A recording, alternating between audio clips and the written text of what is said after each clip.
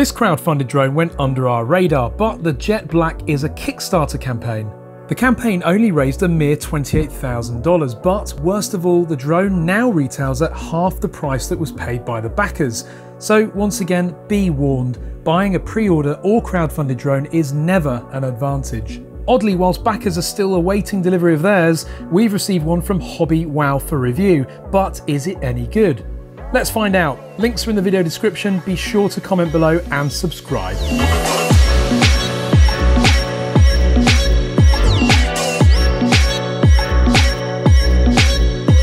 So here we've got the Jet Black drone, which has come into us from Hobby Wow.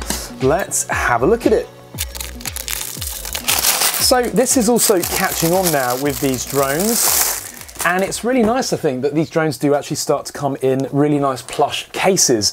And here we've got a nice zippable case with a carry handle and yeah, nice and padded. So really good for transporting this drone. And with the price of these drones, if you do end up destroying this budget one, at least you end up with a nice case that you can use for one of your other drones.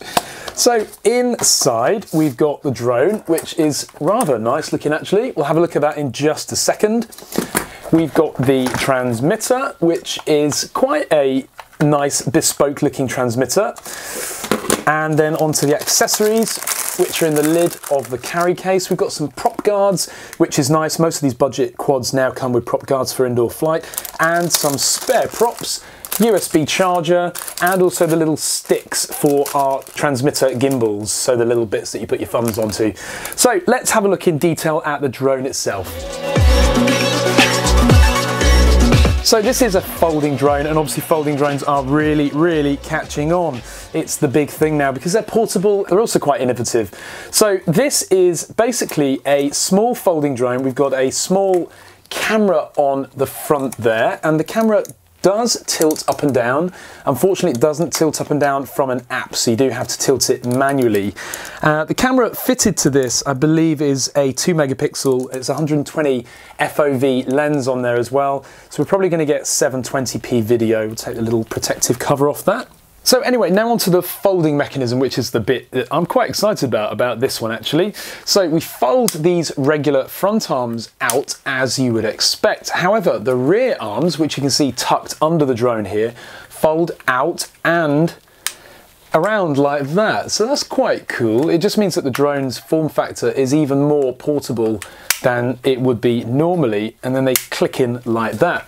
So now you see we've got a decent sized drone actually. That's pretty cool. I like that folding mechanism. The arms feel very solid as well, and in general the quad is nicely made. It certainly doesn't feel overly cheap. Just on the insides of the arms here as well is a little spring-loaded catch, so you just slide that in and then the arm is released, so nice and easy to fold back in place. So in terms of wear and tear and durability, I think the only element of this quad at the moment that would worry me would be these little wires here that support these folding arms, just because they're obviously going to face a lot of wear when you're folding and unfolding these arms. But also, if you were to crash and one of these arms were to bend in the wrong way, that wire might get pulled straight out of the body of the drone. But we'll see during the flight test. I mean, overall, this drone feels pretty well made and good quality. So with the arms now folded out, underneath you can see that we've got some little integral landing feet here. So it's quite nice that you don't have to add those and remove them all the time. And whilst we're looking at the underside, you can see the camera unit with an SD card slot here as well. So that's going to be really nice. Rather than depending on live streaming back to our phone, which is always low quality, we've got an SD card there, so it's going to be much better quality. Attached to that is the little transmitter, so this is the Wi-Fi transmitter, little antenna there which also unclips, and with that unclipped we've got access to the battery bay which is in there. And in there is, which is also nice to see, non-proprietary battery, a standard LiPo, so we can buy these anywhere. And I must say, for a budget quad, this is a big LiPo as well. It's a 1S, but it's a 900 milliamp. So with a quad of this size, I would expect a nice long flight with this, hopefully. We'll put that back in there. It comes connected as well, so you won't need to plug in that battery before firing the quad up. So looking at the arms with them expanded, we can see that the motors run in parallel to the arms along here, and then of course there is a gearbox in the end of the arm here, which is then connected to the prop. And we've got some nice large, I think these are 5-inch props on here.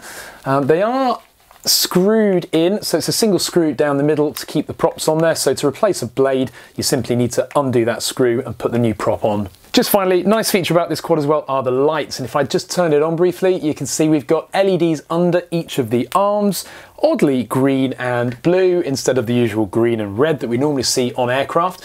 But yeah, they look nice and bright, 4 LEDs on each arm. So in general, yeah, quite a nicely made quad actually. This retails at about £43, which is about $45 or so. I think for that money, considering it's got a built-in SD card slot, nice big battery included, and what looks to be a nice transmitter as well, this seems to be a good bundle. So next we'll have a quick look at the transmitter, and then it's on to the test flight. So a quick look at the rather nice transmitter that comes with this quad, and it is a nice proprietary little 2.4 gig Wi-Fi based transmitter. So on the top we've got a button for headless mode, which we're not a massive fan of. On the right hand side we've got a button for lights, so you can turn the lights on the drone on and off with the transmitter. In the middle we then got the main analog gimbal sticks, so I've actually stuck these on. They come in the packet so that the transmitter lies nice and flat, and you just simply push them onto the gimbals with a bit of effort like that. Then in the corner down here we've got a small rocker switch which has video start and stop, button to take a photo. We've got a speed setting button as well, so 3 different speed modes, and then a return to home button, but it's not got a GPS, so by return to home it simply means it will try and fly back into the direction from which it was facing when it took off, so not very reliable. Then in the middle we've got power button, and we've got a button for auto land and auto takeoff, and finally on the right hand side a rocker switch for trimming the quad, so that if the quad drifts in certain directions you can use that little trimmer switch just to set it up properly. But it's worth also mentioning that before takeoff put both sticks down to the bottom in a position, and that actually calibrates the gyros and the accelerometers in the drone, so hopefully it will avoid having any drift. On the back of the transmitter is the battery bay, and there's no screw on there luckily. Into there you insert 4 AAA batteries, so they are readily accessible, but also there's this big orange button. Now if you press that you can pull out the top of the transmitter, and there is our mobile phone docking bay. So this drone does emit Wi-Fi. What this means is that you get the app installed on your mobile phone and you'll have a nice live stream whilst you're flying it, as well as video and photos stored straight to the SD card on the drone. So overall, a nice little transmitter. Let's get the app installed and then we'll get straight onto the flight test. As usual, it's cold in England and we had lots of snow over the last few days. It's started to melt away now, but beautiful day for a flight test nonetheless. So I shouldn't really complain. Anyway, right, so today we've got the jet black drone, which we're going to be flight testing. So the first thing I need to do is get the app installed. Now it uses the typical kind of app that most of these phones seem to use, you know, the UFO type one. So you need to go into the Play Store and search for Jet Black. When you find that, you'll find one by Ganzai Technology Inc. Press that and get it installed. So whilst that's quickly installing, let's get the drone set up. Now I've been charging the battery, I think it's fully charged, we should be all right. These portable battery packs are brilliant, by the way. Highly recommend them because you can charge your drones whilst you're on the move, so they're great. We'll unfold the drone with these lovely innovative little arms, and then unfold the front arms, take the antenna off, put the battery in and connect it up. Now there is a bit of a breeze today, but hopefully that won't affect us too much in this flight test. Slot the battery in. Oh no, other way around. There we go. Put the cover back on. That's quite funny really, because over there I noticed there are some kids and a dad testing out their Christmas Day drone, and I do feel inclined to go and help them because all I can hear is it crashing, but I haven't got time just yet because I've got to get this flight test done for you guys. You'll also see you've got the Lily here. Now that is going to be my next flight test, so hopefully that will be the video coming up after this one. So with the app installed, I'm going to turn on the drone by pressing the button on top. Obviously the lights underneath now light up. I'll move Lily out of the way. Now just so you know, the reason I brought out Lily now is so that it can acclimatise in terms of temperature, and that avoids any misting that you get on the camera lens, because when you take a drone out of a hot room into a cooler room or outdoors as we are today, you do tend to get a bit of condensation or misting on the camera lens. So we're lucky with this one. So I'm going to angle that camera down just a little bit, not a lot. That should be fine. And so that should now be emitting a Wi-Fi signal. So I'm now going to drop down my Wi-Fi settings and let's see if we can see that drone. There it is, drone jet black, no password to connect to it. Oh God, I can hear another drone. Oh no, it's a helicopter. Oh, cool. Oh God, it just hit the ground. Looks like I might be in demand today, helping people fly and fix their drones. That looked like quite a fast helicopter to be flying for somebody who's never flown one from the looks of things before. Anyway, going to launch the app, Jet Black, and you'll recognise the format of this app. It's exactly the same as all the other kind of apps. Hit play, and now we get our live stream. Now, compared to other drones, yeah, that's a nice looking quality picture there. We've got some very nice colours and contrasts, good saturation as well. And latency wise, I'd say it's quicker than most actually, maybe 100 milliseconds, 150 milliseconds, but yeah, definitely quicker than most at least. And yeah, really good quality picture there. So I'm going to start video recording. Now we do have a video button on the remote, on the transmitter as well. If I just turn on the transmitter now, throttle to full and to naught. If we press the video button on the transmitter, I'm not quite sure what that's going to do. Because we're already recording on the app. There's no illustration on the lights. If I press that on the drone, they don't do anything. Okay, that's interesting. So I pressed the photo button on the remote control, and the app does actually make a photo button, photo sound. So if I stop recording on the app, press the video record button, does that do anything? Yeah, okay, so it does start and stop on the app. Now, normally on these cheap drones, the buttons on the transmitter don't control the recording. They don't work. You have to do it all on the app. This one, however, the transmitter is talking to the drone, and of course the drone is then communicating back to the app, and it's working. So, got video recording. First thing we're going to do is calibrate it. Both sticks... Should have stuck my transmitter gimbals on a little bit harder. You certainly don't want that happening during flight. They are quite tough to push in. Right, there we go. Okay, so calibrate the drone, sticks both down like that, that calibrates it, and let's go. So stand back a little bit and press the auto takeoff button, which is the H, and up it goes. Now there is a bit of wind today and I can feel it pulling the drone away, so I'm going to actually change sensitivity to a higher setting, which is the speed button on the transmitter. You can see the increased tilt there, and that is giving me more tilt. It's not quite enough really, considering the wind that we've got today, but it's a nice stable flyer, certainly give it that. Looks nice in the air. Those nice big geared props. Now that wind is proving to be a bit of an issue actually. It could do with a third sensitivity mode, I would definitely say that, because you know I'm on full reverse pitch at the moment and it is countering into the wind. But look, if I give it forward pitch, you watch this. Yep, there it goes. Now getting it back could be a challenge. So the altitude hold is really, really good. Better than most of them that I've tested actually, I would say. It's just a shame about this breeze because I'm trying to come back now and I'm really struggling. But it is getting there. Now remember, we've got a 900 milliamp battery in this, so we should get a nice long flight time. And one thing I didn't actually do is put the phone into the holder on the transmitter. But before I do that, I'm going to check the failsafe. So I'll bring it back to me. There we go. And I'll turn off the transmitter. And there we go, the motor's cut almost immediately, so that is a really good sign. We like that. So with the phone in there now, we'll take off again. Auto takeoff, up it goes.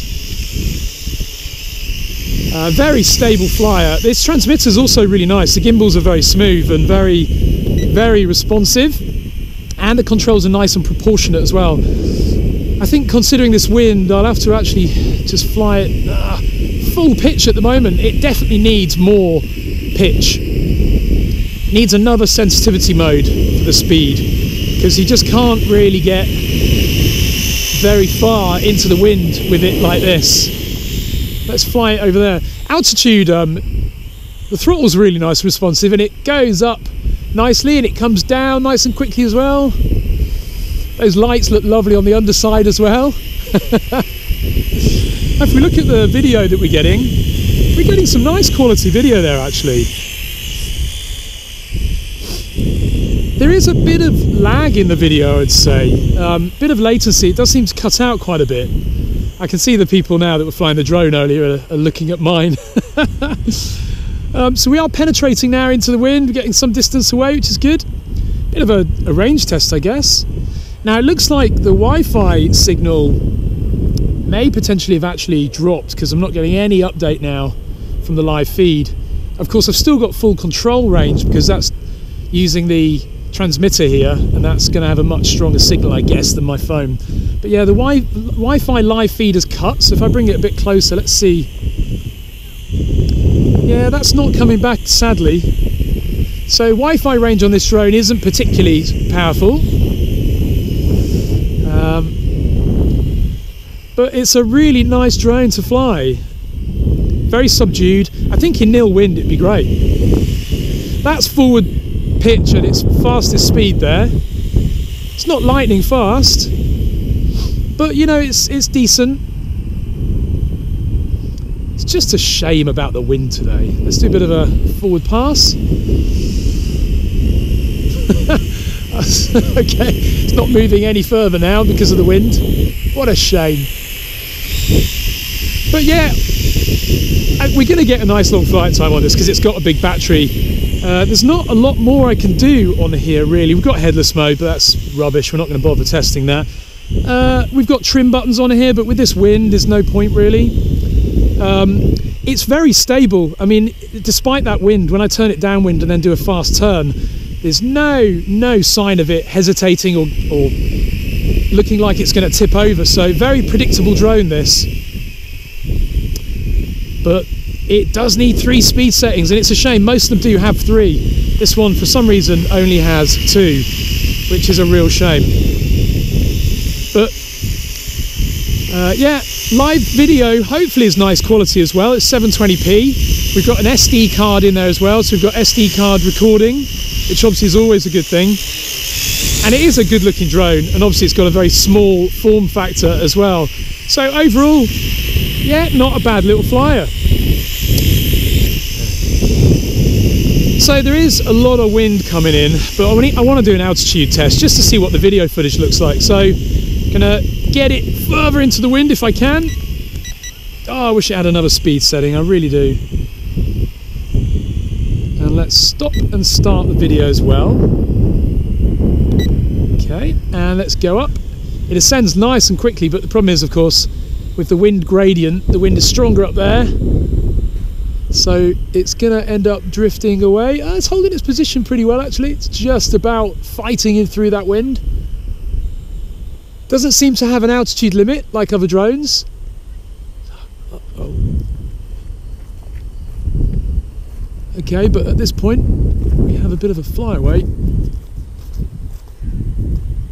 Ah, okay, that's a shame. So it did actually lose signal at that point. So the range, I would say, is probably about 50 meters or so. Possibly a little bit further, but I think 50 meters is realistic. Now you can see on that crash the arm folded back. That's the good thing about these folding drones. You know, the arms essentially have a built-in crash protection mechanism in some respects. So when it crashed and hit the ground, the arm bent, and that avoids it breaking, which is really good. So yeah, overall, not a bad little drone. I'll put some positives and negatives on the screen now. And you can see we've got our Wi-Fi feed back now. Better late than never. But yeah, that was one of the problems with this, I would say, that the unfortunately that live feed is a little bit intermittent, sadly. So you can't really fly it via that, which is a shame, but hope you enjoyed the review. Links to the product are in the video description, and please be sure to subscribe. Thanks for watching and Happy New Year.